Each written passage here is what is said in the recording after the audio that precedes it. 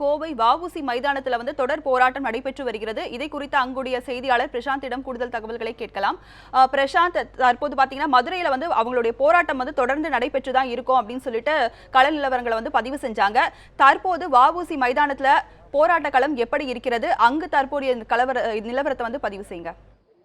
நிச்சயமாக ராஜலட்சுமி, அதாவது கோவையில் 6வது நாட்களாக இந்த போராட்டம் நடைபெற்றுக் கொண்டிருக்கிறது. குறிப்பாக கடந்த 5 நாட்களுக்கு முன்பு மாணவர்கள், அதாவது அலங்காநல்லூரில் கைது செய்யப்பட்ட மாணவர்களை விடுவிக்க வேண்டும் என்ற ஒற்றை கோரிக்கையின் அடிப்படையிலே முதலில் போராட்டமானது நடைபெற்றது. அதற்கு பிறகு கோவையில் தொடர்ந்து அதாவது நிரந்தர ஜல்லிக்கட்டு வேண்டும் என்ற ஒற்றை கோரிக்கையின் அடிப்படையிலே இந்த போராட்டம் நடைபெற்றிருக்கிறது. தற்போது நீங்களே பார்க்கலாம், கடும் குளிரையும் பொருட்படுத்தாமல் இந்த மாணவர்கள் இந்த போராட்டத்தில் ஈடுபட்டு வருகிறார்கள். அது மட்டுமல்லாமல் சட்டக்கல்லூரி மாணவர்கள் சிலர் காலவரை ஜல்லிக்கட்டுக்கு நிரந்தர தடை நீங்கும் வரை நிரந்தர சட்டம் கொண்டு வரும் வரை எங்கள் காலவரையற்ற உண்ணாவிரத்தை தொடர்ந்து ஒரு 50 மாணவர்கள் உண்ணாவிரத போராட்டத்தை தொடர்ந்து கொண்டிருக்கிறார்கள்.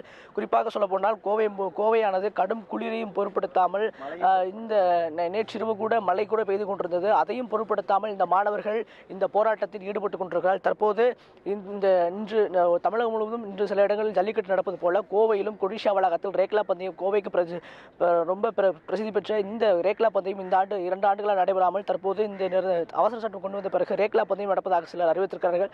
தற்போது இந்த மாணவர்கள் தொடர் போராட்டம் நடத்தி கொண்டிருக்கிற நிலையில் இந்த ரேக்லா பந்தயம் நடப்பதற்கு இந்த மாணவர்கள் செல்கிறார் என்பது அவருடைய கேட்போம். சார் வணக்கம். இன்னைக்கு கோவையில் கூட ரேக்லா பந்தயம் நடக்குது. தமிழ்நாடு முழுவதும் ஜல்லிக்கட்டு நடைபெற்றிருக்கான ஏற்பாடுகள் நடந்துகிட்டு இருக்கு. இது நிலையில உங்களுடைய போராட்டம் எந்த அளவுக்கு இருக்கும்? சார், எங்களுக்கு சேம் டிட்டோ இதே மாதிரி தான் நடக்க போகுது. இது அமைதியாக தான் நடத்த போகிறோம். நாங்கள் இந்த கவர்மெண்ட் நடத்துறதுக்கு நாங்கள் எதுவும் யூஸ் பண்ண போகிறது கிடையாது. நாங்கள் எந்த கவர்மெண்ட்டுக்கும் ஆதரவு தரல. இந்த இளைஞர்கள் போராட்டம் இப்போ 5 நாள் நடக்குது. இது 6வது நாள் நடக்கும், 7வது நாள் நடக்கும், 8வது நாள் நடக்கும். இதே மாதிரி நடந்துட்டு இருக்கோம். யாருக்கும் சப்போர்ட் கிடையாது. ஸோ இது அரசியல் ஆக்க வேண்டாம். இது தனிப்பட்ட விஷயம். இது எங்களுக்கு நாங்களே தான் தலைவன். எங்களுக்கு யாரும் தலைவன் இல்லை.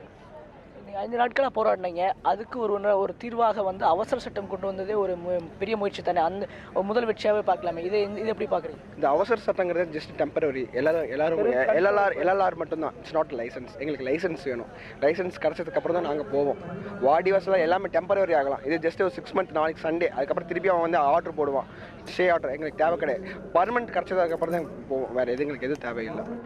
பீட்டா வந்து ட்விட்டரில் போட்டது ரொம்ப எங்களெல்லாம் ரொம்ப மனசை கஷ்டப்படுது. அவங்களுக்கு மிகப்பெரிய நாங்கள் கண்டனம் தரோம். கோயம்புத்தூர்லேருந்து தமிழ்நாடு முழுவதும் இருக்கிற தமிழர்களுக்காக நாங்கள் கண்டனம் தெரிவிக்கிற பீட்டாவை. ஸோ ப்ளீஸ் பீட்டாவை பேன் பண்ணுங்கள். தேங்க்யூ. நீங்கள் சொல்லுங்கள், இன்னைக்கு கோவையில் கொடிஷாவில் ரேக்லா பந்தயம் நடக்குது. இருந்த போதிலும் கூட நீங்கள் அந்த பந்தயத்தை பார்க்கறதுக்கான என்ன கடந்த 2 ஆட்களாக அந்த பந்தயத்தில் பார்க்க முடியாத சூழ்நிலை நீங்கள் வருத்தமாக இருந்திருப்பீங்க. தற்போது அதையும் மீறி சில ஏற்பாடுகள் காரணமாக ரேக்லா பந்தயம் கூட நடக்குது. 2 ஆண்டுகளாக இல்லாமல் அந்த பந்தயத்தை பார்க்கறதுக்கான இந்த சில பேர் கிளம்புறாங்க. நீங்களும் போகிறதுக்கான வாய்ப்புகள் தான் இருக்கா? இல்லை, இது ஒரு கண் துடைப்பு தான். நாங்கள் கேட்குறது நிரந்தரமாக தான் எங்களுக்கு வேணும். நான் ஒரு மதுரைவாசி தான். எனக்கு அங்கே எப்படி அலங்காநல்லூரில் ஜல்லிக்கட்டு நடக்கும், எந்த அளவுக்கு இருக்குன்னு எனக்கு தெரியும். அது உழவனோட திருநாள், கட்சிக்காரங்களோட திருநாள் கிடையாது. அவங்க சந்தோஷத்துக்காக நாங்கள் இல்லை. எங்கள் உழவருக்காக, எங்கள் விவசாயிக்காக நாங்கள் கொண்டாடப்படுறது. அவங்களுக்காக மட்டும்தான் இவ்வளோ நாள் நாங்கள் நின்றுருக்கிறோம். இனிமேல் அவங்களுக்காக நிற்போம். நிரந்தர சட்டம் வரும் வரை குறிப்பிட்டது போல நிரந்தர சட்டம் பிறப்பிக்கும் வரை எங்களோட போராட்டம் தொடரும் என்ற ஒரு ஒற்றை கோரிக்கையின் அடிப்படையிலே இந்த போராட்டம் தொடர்ந்து வருகிறது. ராஜலட்சுமி.